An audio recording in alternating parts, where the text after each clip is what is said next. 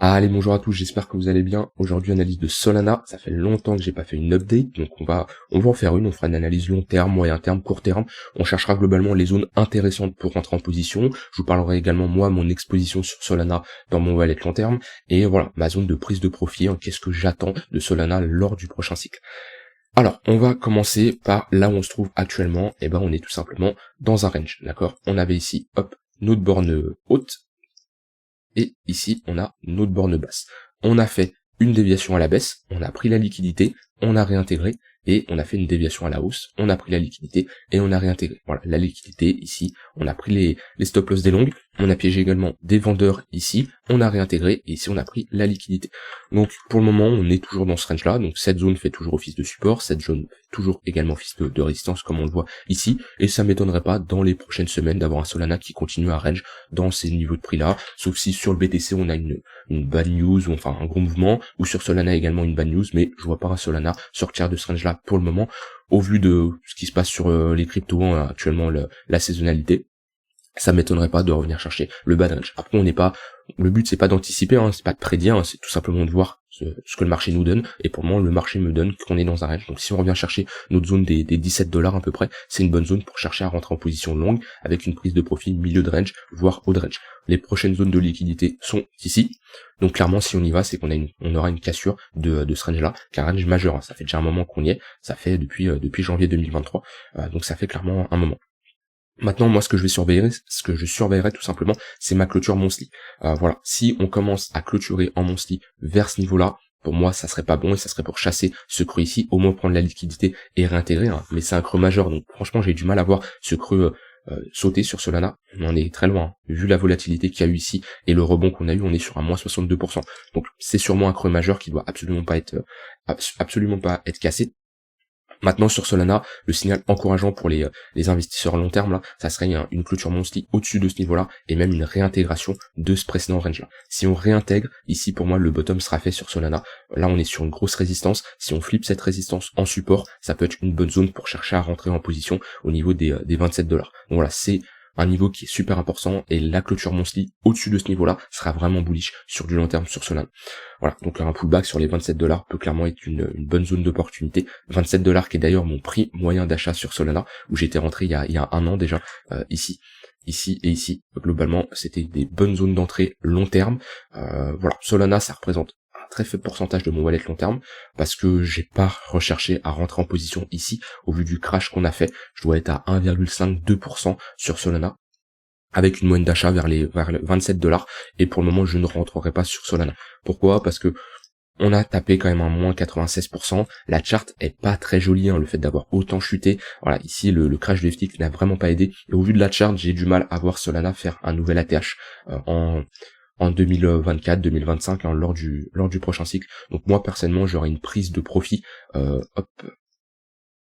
j'aurai une prise de profit au niveau des 0,118 si on y va, notre zone de rechargement lors du prochain cycle. Donc là je vous parle vraiment sur du long terme, hein. C'est pas ce qu'on va faire dans les prochaines semaines, mais si on y va, si on a un cycle haussier sur le marché des cryptos, je vois bien Solana faire un peu le même exemple qu'on a fait sur des anciennes cryptos qui n'ont pas performé lors du dernier cycle. Par exemple un Bitcoin Cash qui est revenu chercher globalement sa zone de rechargement, voilà, sa zone des 0,118, même pas, on n'est même pas été la chercher. Par exemple du XRP, du Dash, du Litecoin, je vois un peu Solana sur ce genre de chart. On va venir chercher notre zone de rechargement ici, voire nos 0,5% de retracement, et moi ça sera clairement une zone de prise de profit. On voit bien qu'on a une bonne confluence ici, on est sur une grosse résistance sur ce niveau-là. Donc moi voilà, je m'attends à un Solana qui ne fait pas de nouvelle ATH, et voilà, j'aurai une prise de profit sur ces niveaux-là, qui est déjà une bonne performance, hein, dans tous les cas, mais voilà, c'est mon plan, c'est comme ça, et je ne chercherai pas à accumuler du Solana. Il y a beaucoup de concurrence qui est arrivée, voilà, il y a des projets qui sont beaucoup plus prometteurs selon moi que Solana, et voilà, la hype qu'on a eu en 2021, j'ai du mal à avoir une aussi grosse performance sur Solana, puis déjà elle a un market cap beaucoup plus élevé que avant, donc voilà. Ici, on avait fait une excellente performance, hein, sur Solana à l'époque, et ça m'étonnerait que Solana refasse une telle performance. Donc moi, j'aurai une prise de profit clairement dans cette zone de retracement de Fibo. Après, vos zones de profit, c'est à vous de les déterminer en amont. On n'attend pas d'être en plein cycle pour vous dire ok, je prends des profits là. Voilà, ayez toujours votre plan, sachez à l'avance où vous allez prendre des profits. Ça peut être, comme je l'ai dit, les 0,118, les 0,382, ça peut être des zones partielles de prise de profit, hein. Vous n'êtes pas obligé de tout sortir d'un coup. Voilà, ça peut être sur cette zone de résistance, ça peut être sur des extensions de Fibonacci, sur des chiffres ronds psychologiques, par exemple les 100 $. Ça, c'est clairement à vous de voir. Mais voilà, globalement, sur Solana, d'un point de vue long terme, ce qui est important à retenir. Maintenant, plutôt sur du court terme. Le niveau intéressant à surveiller de notre bad range, il est ici, d'accord, cette zone de support. Ici, on a un W, on a notre ligne de coup de ce W qui fait office de support tout simplement. Donc c'est vraiment la zone à surveiller. Pour le moment, on est dans une dynamique baissière. Je vois qu'on pousse à la divergence haussière. Ouais, on pousse à la divergence haussière. Attention, elle n'est pas validée, d'accord. Une divergence haussière, c'est tout simplement un affaiblissement des vendeurs, mais pour le moment, elle n'est pas validée. Pour la valider, il faudrait tout simplement valider ce W sur le MACD, et là on aura un épuisement de vendeur qui sera confirmé. Un épuisement de vendeur ne veut pas dire un retournement des acheteurs, mais ça nous indique tout simplement que les vendeurs s'épuisent, et si en plus d'un épuisement vendeur, on a une structure en W, c'est intéressant. Par exemple, comme on a eu ici, épuisement vendeur, on le voit bien, sur le MACD, on fait un creux plus haut, d'accord, épuisement, on le valide ici sur ce W, là on a une confirmation sur le MACD, et on voit qu'après, on recommence à structurer des W, et c'est ce qui nous permet de revenir chercher notre haut de range, tout simplement, voilà, et qu'on a une performance ici à la cassure, voilà, de 20%. Alors c'est toujours proportionnel à l'unité de temps, une structure en W, ne vous dites pas que ça va, un W daily, ça va pas vous faire un x2, x3, x4, d'accord, c'est toujours proportionnel. C'est pareil, hein, une structure en 1 heure, 4 heures a beaucoup moins d'importance qu'une structure en daily, weekly. Ça c'est clairement quelque chose d'important à prendre en compte. Donc là vraiment, la zone intéressante à surveiller, ça serait de revenir chercher ce niveau de support, d'accord, pousser à la divergence haussière et la valider, et structurer un W dans cette zone de prix. On peut mettre également un volume profile de ce range là, et voilà, on a ici notre value area high, d'accord, on a notre juste prix, notre prix juste tout simplement, c'est là où le prix a passé le plus de temps, et là où la bataille entre les acheteurs et les vendeurs, ils ont déterminé que le prix juste du BTC était dans cette zone, d'accord, et on a ici notre value area low. Ne vous placez, quand vous traitez un range, ne vous placez jamais sur le poke ou dans cette zone de prix, placez-vous toujours sur les extrémités. Hein, on cherche à se rentrer quand le marché est sous-évalué ou surévalué. Dans un range, quand on est en haut, le marché est surévalué, et il retourne très souvent chercher sa borne, son prix juste tout simplement, jusqu'à avoir une cassure à la hausse ou à la baisse, où là quand on a une cassure, on n'est plus dans un range, on a un déplacement de la valeur. On a estimé que la valeur est tout simplement déplacée, d'accord, et on va tout simplement déplacer cette valeur ici ailleurs. Donc soit refaire un range beaucoup plus haut, soit partir dans une tendance haussière et on la déplace, voilà. Mais à l'heure actuelle, quand on est dans un range comme ça, ce qu'on se dit c'est le prix juste ici, la valeur réelle du BTC, du Solana pendant cette période de temps, aller aux alentours des 23 $, et vous cherchez pas à vous positionner sur le prix juste. On se positionne dans une zone qui est sous-évaluée, cette zone-là ou cette zone-là. Voilà, donc là pour le moment on n'est pas dans une bonne zone et j'attendrai un plus gros retracement. Et si on n'a pas ce plus gros retracement, et ben tant pis, je ne chercherai pas à rentrer en position. Mais la bonne zone c'est clairement les 17,5 $. On y va, on pousse à la divergence haussière, on la valide, on structure ici un W et on pourrait chercher à rentrer en position. Après, pour vos zones de TP, toujours le milieu de range avec notre poke ou l'extrémité haute. Voilà, c'est la zone intéressante. Et vos zones d'invalidation, soit un stop loss assez serré sous la structure qu'on vous propose ici, ou soit, donc ça dépend si vous êtes plutôt agressif ou pas, ou sinon un stop loss sous le bad range. Voilà comment traiter ce range sur Solana. Je voulais regarder les points pivots. Ok, le prochain point pivot monthly, il est au niveau des 17 $. On a une bonne confluence ici. Ouais, on a clairement une bonne confluence. Après, d'un point de vue point pivot yearly, qui est souvent une zone de support ou de résistance. Voilà, ici on a fait bien office de support, ici on a fait office de résistance, mais là le prochain il est au niveau des 64 $. Alors maintenant, sur du court terme, tac. Alors la dynamique est baissière, hein. En daily on le voit, on fait des creux, des sommets de plus en plus bas. Donc là on cherche à short et à accompagner cette dynamique baissière. Hop.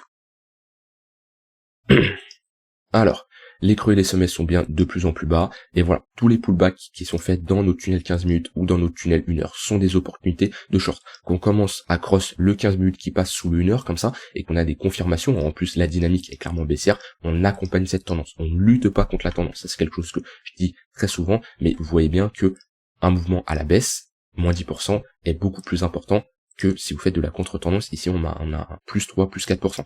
On voit bien que quand on revient chercher nos tunnels 15 minutes, il y a des opportunités de short. Donc on accompagne cette tendance. Si le tunnel 15 minutes casse, le prochain niveau à surveiller, ça sera le tunnel 1 heure. Et là on a une bonne confluence, tunnel 1 heure, avec cette zone de support qui est maintenant une zone de résistance. Donc voilà, ça c'est une très bonne zone pour chercher à rentrer en position.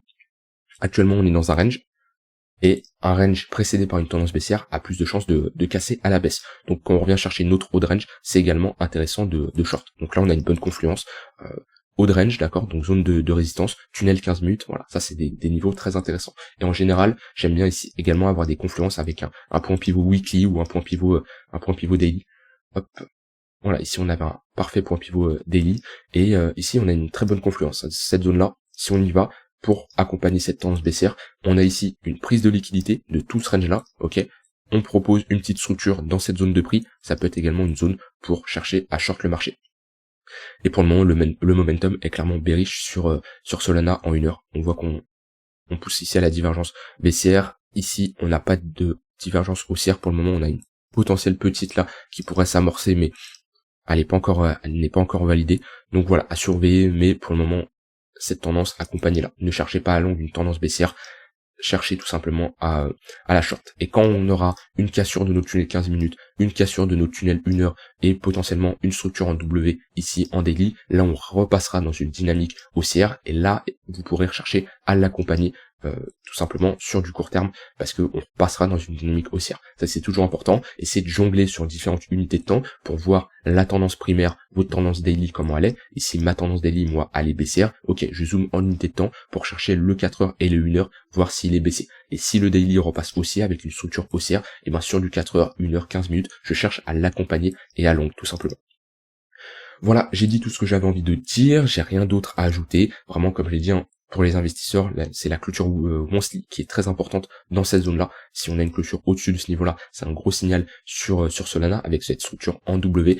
Et sinon, voilà, sur du court terme, on traite ce range avec notre borne basse au niveau des 17,5$, qui est une zone très intéressante. Voilà, j'ai dit ce que j'avais envie de dire. Je vous souhaite une très bonne fin de journée et on se retrouve demain pour une prochaine vidéo. Bye bye.